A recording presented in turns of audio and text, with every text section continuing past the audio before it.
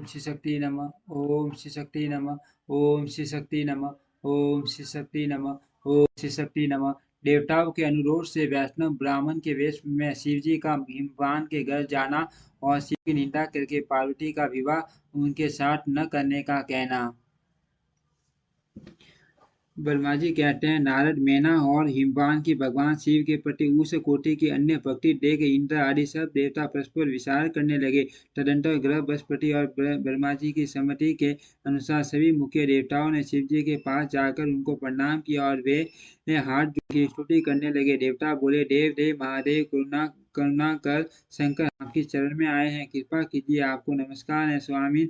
आप भक्त वसल होने के कारण सदा भक्तों के कार्य सिद्ध करते हैं, दिनों का उद्धार करने वाले और दया के सिंधु हैं तथा भक्तों को विपत्तियों से छुड़ाने वाले हैं। इस प्रकार महेश्वर की स्तुति करके इंद्र सहित संपूर्ण देवताओं ने मैना और हिमवान की अन्य अनन्य शिव भक्ति के विषय में सारी बातें आदर पूर्वक बताई। देवताओं की वह बात सुनकर महेश्वर ने उसकी उनकी प्रार्थना स्वीकार कर ली और हंसते हुए उन्हें आश्वासन देकर विदा किया। तब सब देवता अपना कार्य सिद्ध हुआ मानकर भगवान सदाशिव की प्रशंसा करते हुए शीघ्र अपने घर को लौटकर प्रसन्नता का अनुभव करने लगे। तदंतर भक्त वत्सल महेश्वर भगवान शंभु, जो माया के स्वामी हैं, निर्विकार शीर्ष से शैलराज के यहाँ गए। उस समय गिरिराज हिमवान सभा भवन में बंडू वृक्ष से गिरे हुए पार्वती सहित प्रसन्नता पूर्वक बैठे थे। इसी अवसर पर वहां सदाशिव ने पर्दापन किया। वे हाथ में दंड, शरीर पर दिव्य वस्त्र, ललाट में उज्ज्वल तिलक एक हाथ में स्फटिक की माला और गले में साल ग्राम धारण किए भक्ति पूर्वक हरिनाम का जप कर रहे थे और देखने में साधु वेशधारी ब्राह्मण जान पड़े थे। उन्हें आया देख सब परिवार हिमवान उठकर खड़े हो गए। उन्होंने उन अपूर्व अतिथि देवता भूतल पर दंड के सम्मान पढ़कर भक्ति भाव से साष्टांग प्रणाम किया। देवी पार्वती ब्राह्मण रूपधारी प्राणेश्वर शिव को पहचान गई थी। उन्होंने भी उनको मस्तक झुकाया और मन ही मन बड़ी प्रसन्नता के साथ उनकी स्तुति की। ब्राह्मण रूपधारी शिव ने उन सबको प्रेम पूर्वक आशीर्वाद दिया, किंतु शिवा को सबसे अधिक मनोवांछित शुभाशीर्वाद प्रदान किया।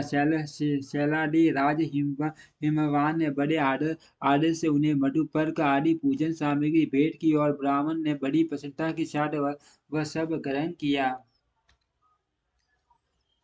तत्पश्चात गिरिश्रेष्ठ हिमाचल ने उनका कुशल समाचार पूछा। उन्हें अत्यंत प्रीति पूर्वक उन दिविजय राज की विधिवत पूजा करके शैलराज ने पूछा, आप कौन हैं? तब उन ब्राह्मण शिरोमणि ने गिरिराज से शीघ्र ही आदर पूर्वक कहा।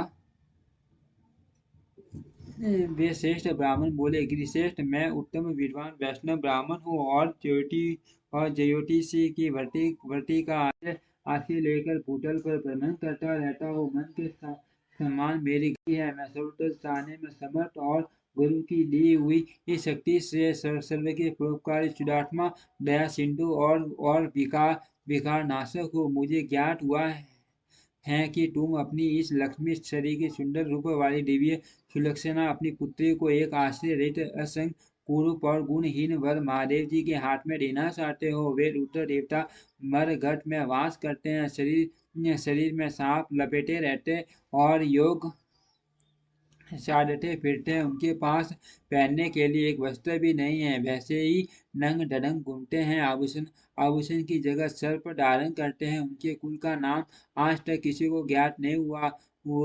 वे कुपात्र और कुशील हैं, स्वभावत व्यास से दूर रहते हैं, सारे शरीर में भस्म रमाते हैं, क्रोधी और अविवेकी हैं। उनकी अवस्था कितनी है यह किसी को ज्ञात नहीं। वे अत्यंत कुत्सित जटा का बोझ सदा सिर पर धारण किए रहते हैं। वे भले बुरे सबको आश्रय देने वाले ब्रह्मनशील नागहारधारी भिक्षु, कुमार्ग प्रायण तथा हठ पूर्वक वैदिक मार्ग का त्याग करने वाले हैं। ऐसे अयोग्य वर को आप अपनी बेटी ब्याहना चाहते हैं।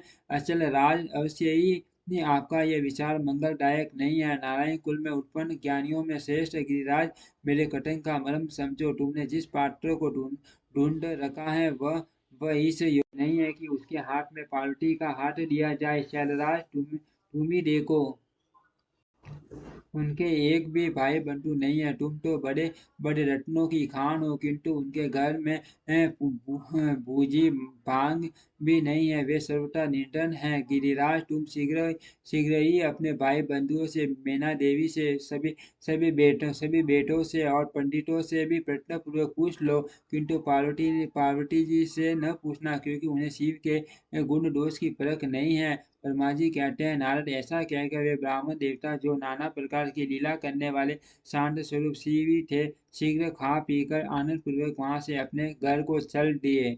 ओम श्री शक्ति नमः। ओम श्री शक्ति नमः। ओम श्री शक्ति नमः।